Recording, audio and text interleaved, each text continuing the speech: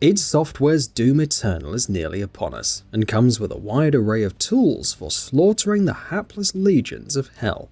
There is a lot to uncover, whether it's exploring the new Fortress of Doom for goodies or finding new and creative ways to kill.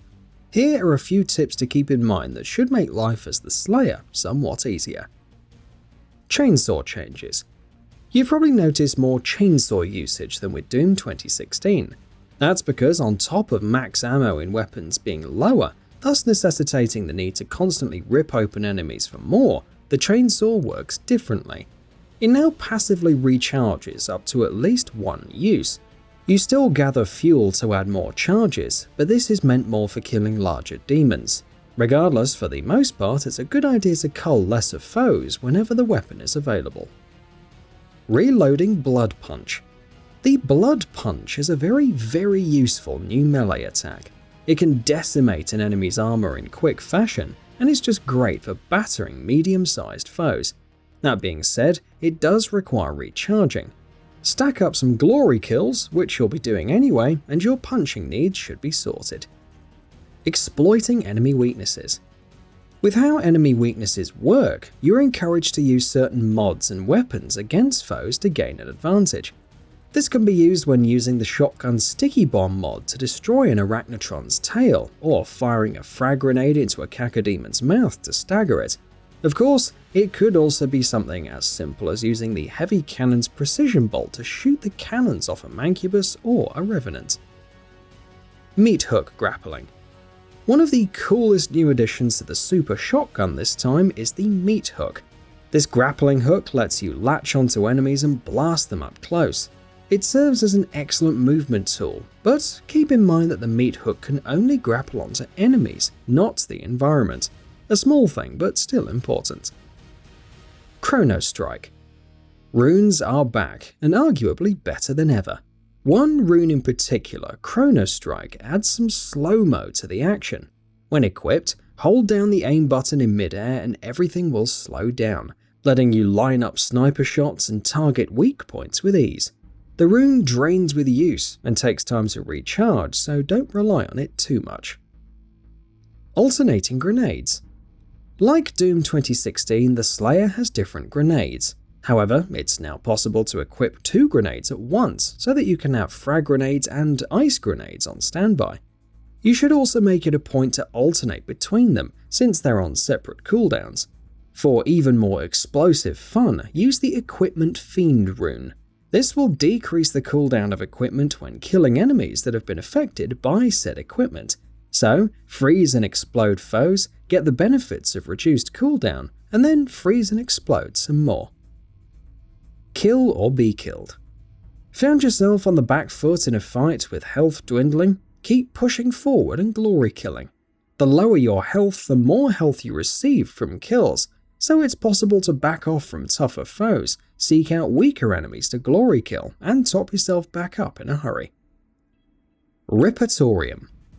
If you want to try out any weapons or mods or practice your skills, the Ripertorium is worth visiting. It's essentially an arena full of demons in the Fortress of Doom. The best part is that dying won't have any consequences, so feel free to run around, killing and experimenting with different rune loadouts. Sentinel crystals. Argent cells are no longer fueling your constant thirst for bloodshed. Instead, you'll be hunting down Sentinel crystals, which serve to permanently increase one's health, ammo capacity, and armor. Sentinel crystals are important for how they fit into the new perk system. Linked perks. If you look below the typical health, ammo capacity, and armor categories when upgrading, you'll spot perks with adjoining upgrades. Spend Sentinel crystals on those upgrades and you'll receive a perk. For example, if you spend Sentinel crystals on the health and ammo capacity upgrades attached to the Belch Armor Boost perk, then you'll unlock the perk that causes enemies to drop more armor when hit by the Flame Belch. Health for Blood is also great, since it allows for any health obtained to recharge Blood Punch if your overall health is full, thus letting you run around blood punching enemies silly. Ammo and respawning barrels. Like the previous game, you can find Praetor tokens for upgrading your suit. This extends to environment upgrades that will provide benefits like immunity to exploding barrels. However, you can also unlock upgrades that cause ammo to drop from exploding barrels and even respawn said barrels after a short period, allowing for even more opportunities to blow up foes, or just refill ammo, whichever works better. Slayer Gates. Once you've gained Slayer Keys, you'll have the option to partake in Slayer Gates.